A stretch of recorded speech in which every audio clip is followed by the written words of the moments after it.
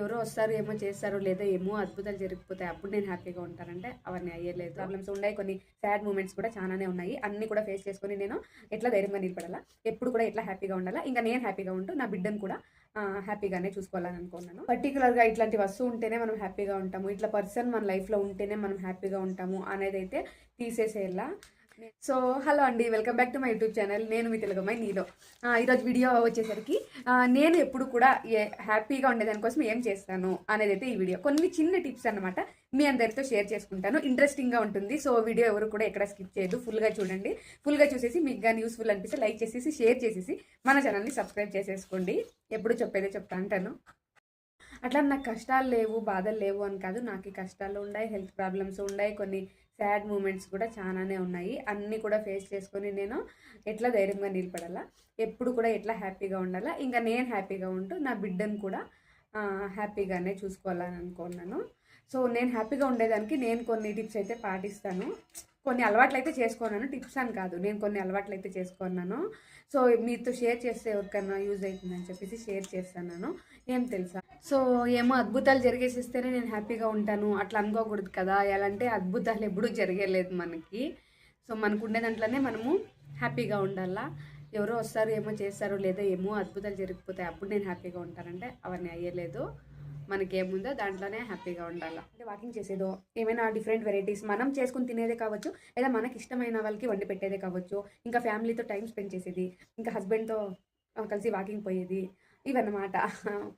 ఏదైనా నేర్చుకునేదో, లైఫ్ బిజీగా పెట్టుకునేదో, దీని నుంచి మనము ఆల్మోస్ట్ టెన్షన్స్ అన్నీ తీసేసి మైండ్లో నుంచి హ్యాపీగా ఉండొచ్చు అనేది అయితే నేను నమ్ముతాను. సో ఫస్ట్ వన్ వచ్చేసి చిన్న చిన్న విషయాల్లోనే హ్యాపీనెస్ అయితే ఎత్తుక్కోండి. నేనైతే అదే చేస్తాను. సో నేను ఇప్పుడు హ్యాపీగా ఉన్నాను.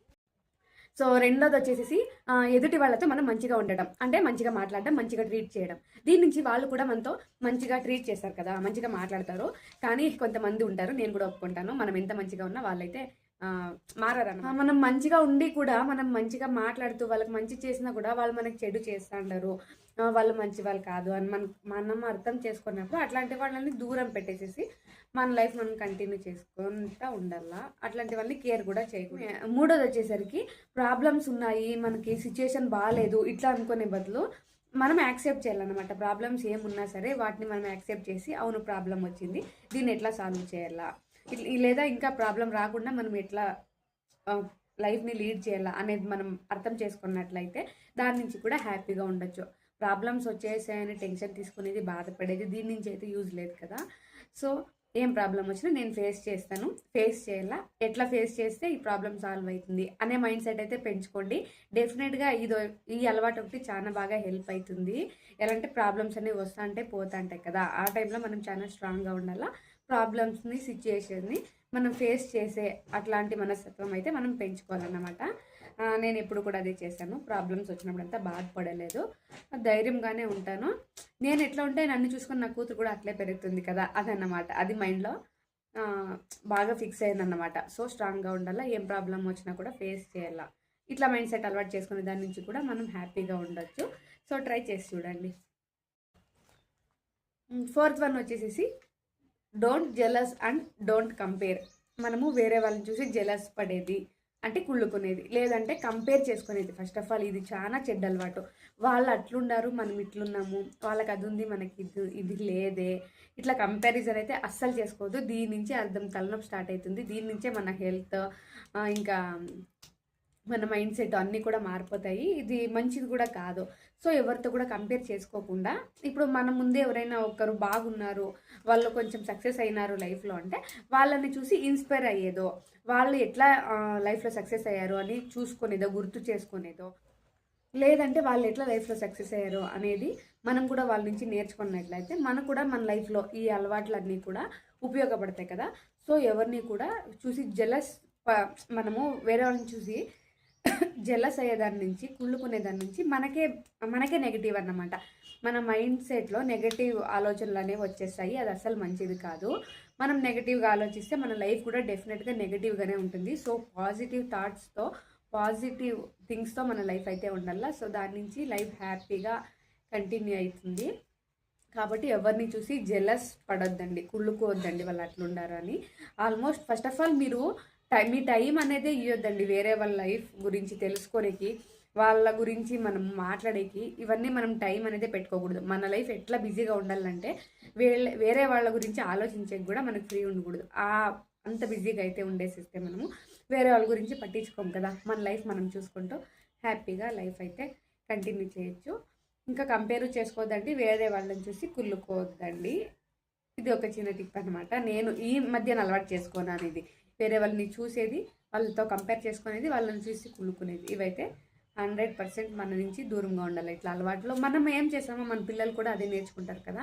సో ఈ అలవాట్లు కూడా ఆల్మోస్ట్ అవాయిడ్ చేసేసేయండి. ఇది అసలు మంచిది కాదు. So always be happy. ఇంకోటి వచ్చేసేసి మనకి కోపం ఎక్కువ వచ్చినప్పుడు, ఎక్కువ బాధ అయినప్పుడు, మూడ్ బాగలేకున్నప్పుడు లేట్ చేయకుండా నేచర్లోకి అయితే వెళ్ళిపోండి. అంటే ప్రకృతి అన్నమాట. మనం నేచర్ని ఎంజాయ్ చేసేదాని నుంచి మన స్ట్రెస్ లెవెల్స్ అన్నీ ఆల్మోస్ట్ తగ్గుతాయి. ఇంకా మన మైండ్ కూడా రిలీఫ్ అయిపోతుంది.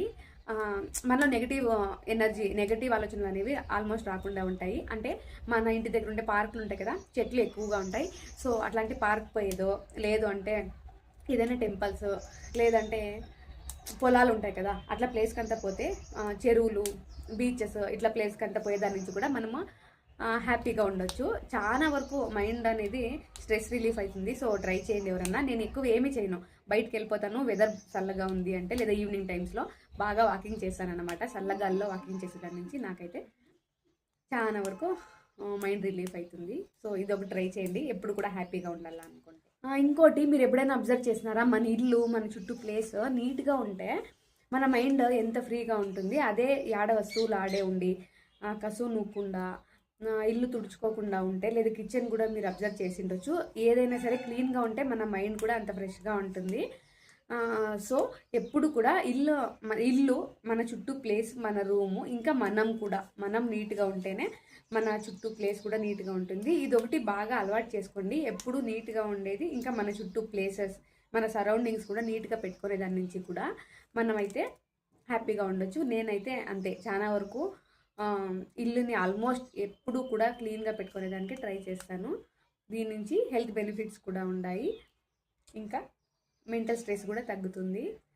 సో హ్యాపీగా కూడా ఉండొచ్చు. ఎనీ టైం కూడా మీరు ఇల్లు అనేది నీట్గా పెట్టుకోండి, మీరు కూడా నీట్గా ఉండండి. సో ఇదొక టిప్ అన్నమాట, హ్యాపీగా ఉండేదానికోసం. మైండ్ యాంగ్జైటీ పెంచేది, స్ట్రెస్ లెవెల్స్ ఎక్కువ అయ్యేది, ఇంకా కొంచెం మెంటల్ ప్రాబ్లమ్స్ వచ్చేది, ఇవన్నీ కూడా సోషల్ మీడియా ఎక్కువ వాడేదాని నుంచి. కంపారిజన్ కూడా ఎక్కువైతుంది మనం సోషల్ మీడియా ఎక్కువ వాడేదాని నుంచి. ఏముంది, ఇన్స్టాగ్రామ్ ఓపెన్ చేస్తాం, ఒక 10 minutes రీల్స్ చూద్దాంలే అనుకుంటాము. 10 minutes వచ్చి 1 hour అవుతుంది, 1 hour వచ్చి 2 hours అవుతుంది. ఈ అలవాటు అస్సలు మంచిది కాదు. సోషల్ మీడియా వాడండి ఎంటర్టైన్మెంట్ కోసం, ఎప్పుడైనా ఒక్కసారి, లేదా ఒక రోజులో ఒక 1/2 hour to 1 hour మాత్రమే పెట్టుకోండి. ఎనీ టైం కూడా సోషల్ మీడియాలోనే ఉండేది, రీల్స్ అందరికీ షేర్ చేసుకుంటా కూర్చునేది, ఇవంతే ఆల్మోస్ట్ అవాయిడ్ చేయండి. అస్సలు మంచిది కాదు. మీరు మొబైల్ యూస్ చేస్తున్నారు అంటే ఏదైనా ఒక యూస్ఫుల్ ఇన్ఫర్మేషన్ తెలుసుకునే దానికి మాత్రమే వాడండి, లేదా ఏదైనా ఒక పనికి మాత్రమే మొబైల్, వాట్సాప్, ఇన్స్టాగ్రామ్, యూట్యూబ్ ఇవన్నీ వాడండి. ఎంటర్టైన్మెంట్ కోసం కొంచెం టైం అనేది పెట్టుకోండి, దాంట్లోనే ఎంటర్టైన్మెంట్ అనేది మీరు చూసుకోండి. ఎక్కువ టైం సోషల్ మీడియాలో వేస్ట్ చేయొద్దు. ఏమవుతుందంటే మనము మన హ్యాపీనెస్ అంతా సోషల్ మీడియా మీదే పెట్టినట్లుంటుంది, అది మంచిది కాదు కదా. మన హ్యాపీనెస్ ఎప్పుడు కూడా మన కంట్రోల్లోనే ఉండాలి. ఫోన్ ఉంటేనే మనం హ్యాపీగా ఉంటాము, సోషల్ మీడియా యాప్స్ ఉంటేనే మనము ఎంజాయ్ చేస్తాము అనేది అయితే ఉండకూడదు. మన సెల్ఫ్ కేర్ మనం తీసుకుంటూ మనతో మనమే హ్యాపీనెస్ అనేది క్రియేట్ చేసుకోవాలా. ఇదైతే బాగా అలవాటు చేసుకోండి. సో ఇవన్నమాట నేను హ్యాపీగా ఉండేదానికి నేను చేసుకునే కొన్ని అలవాట్లు, ఇంకా కొన్ని మార్పులు అన్నమాట నా లైఫ్లో. ఇవన్నీ చేసుకున్నప్పటి నుంచి నేను ఆల్మోస్ట్ చాలా వరకు హ్యాపీగా ఉన్నాను. వేరే వాళ్ళ మీద డిపెండ్గా లేను, నేను సింగిల్గా హ్యాపీగా అయితే ఉన్నాను. సో మీరు కూడా హ్యాపీగా ఎనీ టైం ఉండాలంటే ఈ కొన్ని అలవాటును అయితే మీ లైఫ్లో యాడ్ చేసుకోండి. ఇదన్నమాట. ఇంకా వీడియో కానీ మీకు యూస్ఫుల్ అనిపిస్తే, మీకు ఇష్టమైతే లైక్ చేసి షేర్ చేసేసేయండి. ఇంకా నీళ్ళు తెలుగు అమ్మాయి ఛానల్ అయితే సబ్స్క్రైబ్ చేసుకొని సపోర్ట్ చేయండి. బాయ్.